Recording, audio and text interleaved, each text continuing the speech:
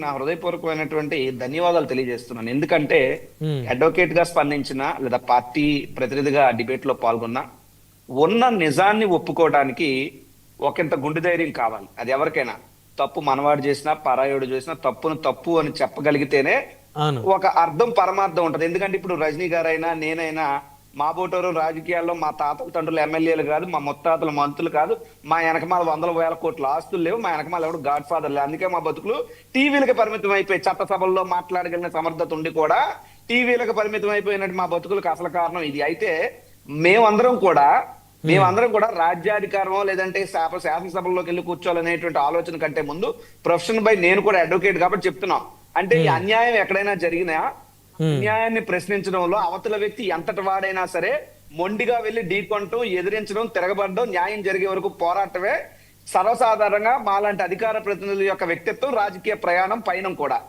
ఇటువంటి పరిస్థితుల్లో వెంకటరెడ్డి గారి గురి మీద అరెస్ట్ చేశారు. నేను అడగదలుచుకున్నా, ఉమ్, నిజంగా ఇప్పుడు తెలుగుదేశం పార్టీ సోదరులను మాట్లాడుతూ అది అనుమానాస్పద మృతని ఒకసారి, తర్వాత డాక్టర్లు ఎవరో కన్ఫర్మ్ చేశారన్నది ఇంకోసారి ఆయన చెప్పారు. నేను అడుగుతున్నా, నోటి మాటలు కాదు, ఏదన్నా అధికారికంగా ఫోరెన్సిక్ రిపోర్ట్ ఇచ్చారా, లేదా పోలీస్ వారు అధికారికంగా ఇది మర్డర్ అని ప్రకటించారా, లేకపోతే లేదా? దాని మీద ఇప్పటి వరకు క్లారిటీ పోలీస్ డిపార్ట్మెంట్ నుండి లేదు. యాజ్ ఆఫ్ విచారణ అయితే జరుగుతా ఉంది సార్.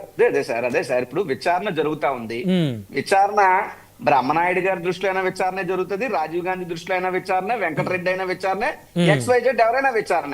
అవును. విచారణ ఉన్నటువంటి సమయంలో వెంకటరెడ్డి లాంటి ఒక రాష్ట్ర అధికార ప్రతినిధి ఒక ప్రతిపక్ష పార్టీ వ్యక్తి మాట్లాడితే దానివల్ల గొడవలు చెలరేగుతాయనో, అల్లర్లు అవుతాయనో, కేసు ప్రభావితం అవుతాదనో, మత కల్లోహాలు వస్తాయనేటువంటి అంశాలను చూపించి అరెస్ట్ చేసినటువంటి పోలీస్ యంత్రాంగానికి మరి తెలుగుదేశం పార్టీ నాయకులు కూడా దాన్ని మృతి, అది అనుమానాస్పద మృతి అని కదా మాట్లాడాలి వారు కూడా. సరే వెంకటరెడ్డిది తప్పు కాదు, బట్ ఒక 5 సెకండ్లు అనుకుందాం, ఆలోచిద్దాం.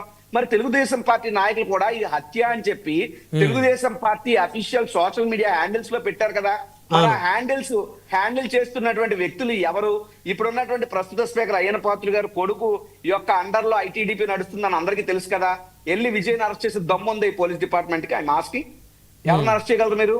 అంటే ప్రతిపక్షం గొంతులు నొక్కాలనేటువంటి మీ దుర్మార్గపు ఆలోచన ఇక్కడ కనబడుతుంది కదా. 2, మీరు అరెస్ట్ చేయండి, సరే అరెస్ట్ చేయటం కామన్, ఇటువంటి అరెస్ట్లకి న్యాయస్థానాల్లో ఉంటాయి, వెళ్తాం, పోరాడతాం, భయపడేది ఏం లేదు, బెదిరేది ఏం లేదు. అయితే అరెస్ట్ చేసే విధానం కూడా అవసరం సార్. మీరు పోలీస్ డిపార్ట్మెంట్ వారే కదా, వెళ్ళినటువంటి వాళ్ళు పోలీస్ యూనిఫామ్ ఎందుకు వేసుకుని వెళ్ళలేదండి? వెళ్లే ముందు ఒక నోటీస్ ఇవ్వాలి. ఇంట్లోకి ఎలా వెళ్ళిపోతారు? ఒక వ్యక్తి ఇంటిలోకి మీరు వెళ్ళాలంటే మీ దగ్గర అధికారికి ఒక కాగితం ఉండాలి కదా. సర్చ్ వారెంట్ తో వెళ్ళారా, అరెస్ట్ వారెంట్ తో వెళ్ళారా, నోటీస్ ఇష్యూ చేయడానికి వెళ్ళారా, యూనిఫామ్ వేసుకుని వెళ్ళారా? What rules you followed at the time of arrest? Nothing. అంటే మీ ఇష్టానుసారంగా దుర్మార్గంగా మీరు వెళ్ళారు అన్నది 1. 2, అందులో ఇంట్లో మహిళలు ఉన్నారు. మహిళలు ఉన్నప్పుడు కూడా ఒక మహిళా కానిస్టేబుల్ ను, మహిళా పోలీసు అధికారిని తీసుకెళ్లాలని ఇంగిత జ్ఞానం ఆ వెళ్ళినటువంటి వ్యక్తులకు లేదా? అంటే ఇళ్లలో ఆడవాళ్ళు ఉంటే పోలీసులు దూరుతారు అలాగే ఇళ్లలో? ఇది పద్ధతేనా? కోర్టు రేపు చివాట్లు పెడుతుంది వాళ్ళకి. వీడియోలో కనబడుతున్నాయి. ఇంట్లో మహిళలు ఉన్నప్పుడు మీరు ఎలా చొరబడతారు? మీరు పోలీసులా, దొంగలా, రౌడీలా ఎలా తెలుస్తుంది? మీరు యూనిఫామ్ లేకుండా మఫ్టీలో ఉన్నప్పుడు. సరే మీరు వెళ్ళి ఏదైనా ID కార్డులు అక్కడ చూపించారో లేదో నాకైతే తెలియదు, బికాజ్ నేను సీన్ లో లేను. అయితే సెల్ ఫోన్లు లాక్కున్నారని స్వయం భార్య చెప్తున్నారు. సెల్ ఫోన్ తీసుకున్న రైట్ ఏంటండి? పోలీసు వాళ్ళకి నడి రోడ్డు మీద ట్రాఫిక్ లో ఎవరైనా బండితో ఆయన బండి తాళాలు తీసుకునే రైట్ కూడా పోలీసులకు లేదు. అసలు మనిషి ఒంటి చెయ్యేసే రైటే పోలీసు వాళ్ళకి లేదు. Police is there to implement the law. Punishment should be implemented by the honourable high court or any court it may be. అంతే తప్పితే చట్టాన్ని చేతుల్లో తీసుకోవడానికి పోలీస్ డిపార్ట్మెంట్ లేదు. వాళ్ళు వ్యవహరించినటువంటి తీరు దుర్మార్గంగా ఉంది. అయితే ఒకటి ఖచ్చితంగా వెంకటరెడ్డి మాటల్లో, వెంకటరెడ్డి గారు కాదు, వెంకటరెడ్డి ఏమన్నారంటే అసలు తెలుగుదేశం పార్టీది హత్య అని చెప్తున్నారు, హత్య అని ఎలా చెబుతారు అని చెప్పి ఆయన ప్రశ్నించారు. ప్రశ్నించినందుకు ఆయన అరెస్ట్ చేస్తే హత్య అని చెప్పిన వాళ్ళ మీద కూడా అరెస్ట్ చేయాలి కదా. కాబట్టి ఇది దీని వల్ల ఏదో అల్లకల్లోలా జరిగిపోతాయి, ఇవన్నీ కాదు, నాన్ సెన్స్. అదంతా టార్గెట్ పెట్టుకున్నారు, అరెస్ట్ చేయాలి. దేనికి పెట్టుకున్నారు టార్గెట్? కొండా రాజీవ్ గాంధీ గారు దేనికి పెట్టుకున్నారు టార్గెట్? ఇప్పుడు ప్రతిపక్ష గొంతులుగా ఇప్పుడు మేము మాట్లాడుతున్నప్పుడు మమ్మల్ని అని, ఇప్పుడు దాదాపు మీకు తెలుసో లేదో, if I'm not subject to correction, 1250 కేసులు పెట్టారు ఇప్పుడు దాకా. అది వైఎస్ఆర్ కాంగ్రెస్ 1250 కేసులు లెక్క చూడొచ్చు కావాలనుకుంటే, తప్పేం లేదు.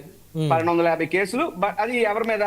సోషల్ మీడియా యాక్టివిస్టులు, పార్టీ కార్యకర్తలు, వాట్సాప్ గ్రూప్ అడ్మిన్లు, లేదా జర్నలిస్టులు, లేదా వార్తలు రాసేవారు, విశ్లేషకులు అలాంటి వాళ్ళు, లేదా ఎవరైనా ప్రశ్నించేటువంటి పరిస్థితులు, ఎస్పెషల్లీ వైఎస్ఆర్ కాంగ్రెస్ పార్టీ సానుభూతి పరులు, నాయకులందరి మీద కూడా ఇప్పుడు దాకా సోషల్ మీడియా యాక్టివిస్టులు పరిపాటిగా 1250 కేసులు పెట్టాను. నేను చెప్తున్నా, పక్కన ఇంకో 0 పెట్టుకోమనండి.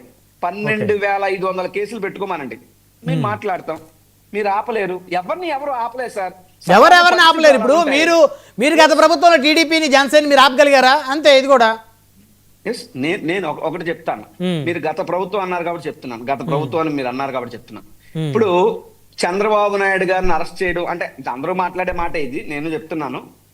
లాకరీ ఎలక్షన్లకి దగ్గర ఇంచుమించు ఒక 6 నెలల ముందు ఎప్పుడో చంద్రబాబు నాయుడు గారు అరెస్ట్ అయితే జరిగితే, చంద్రబాబు నాయుడు గారు అరెస్ట్ అయి తెలుగుదేశం పార్టీకి ఊపిరి ఊదేసింది.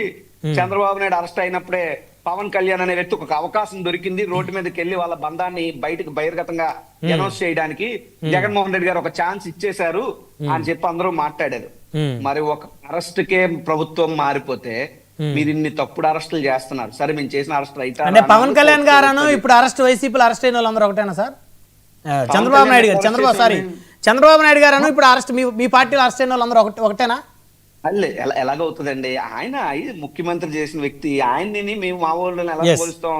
నేను అనేది ఏంటంటే ఒక అరెస్ట్ గురించి చెప్పినప్పుడు మీరు నిజంగా అదే ఆ పద్ధతినే మీరు అనుకుంటుంటే, ఇప్పుడు మీరు నన్ను గత ప్రభుత్వాన్ని మీరు మా వైపు ఒక వేలు చూపించారు కాబట్టి మరి ఆ పరిస్థితులను మీరు ఎందుకు ఈ తప్పులు చేస్తున్నారో నేను అడుగుతున్నా. మీరు అధికారంలోకి వచ్చారా రాలేదా అనేది సెకండరీ, ప్రజలు నమ్మారా ఇంకోటి చేశారా అవన్నీ సెకండరీ. బట్ ఈ రకమైనటువంటి దాడి ఎందుకని నేను అడుగుతున్నా. ఒకటైతే చెప్తాను సార్, నేను ఒకటైతే చెప్తాను. అరచేత్తో సూర్యుని నాపాలనుకోవడం ఎంత అవివేకమో, తప్పుడు కేసులు పెట్టి మాట్లాడే వ్యక్తులు గొంతులు నొక్కాలనుకోవటం అంతే అవివేకం. రజనీ గారు ఇందాక ఒక మాట చెప్పారు, ఆయన పెద్ద లీడర్ని చేశారన్నారు, అదైతే వాస్తవం.